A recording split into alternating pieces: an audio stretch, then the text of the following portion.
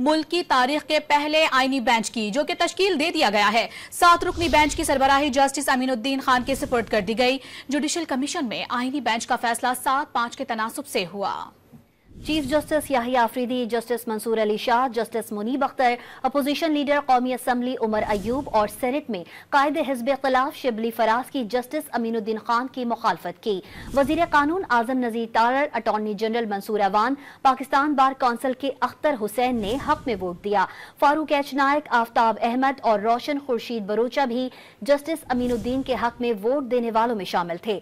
Justice Jamal Mandokhail को judicial commission का 13वां रुकन बना दिया गया।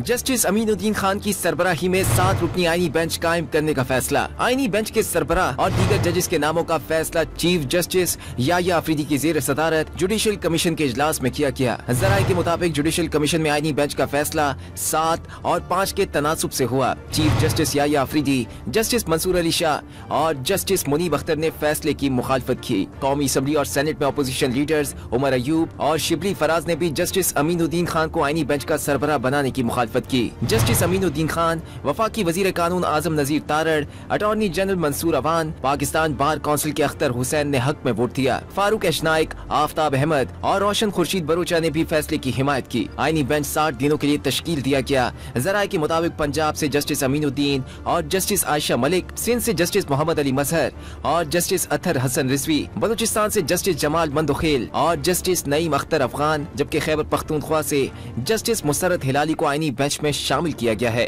जस्टिस अमीनुद्दीन खान के सरबराह तैनात होने के बाद justice Jamal Mandokhail judicial commission के 13वें रुकन बन गए। आईनी तरमीम के मुताबिक बेंच सरबराह पहले ही कमीशन का रुकन हो तो दूसरे नंबर पर सीनियर जज मेंबर बनेगा।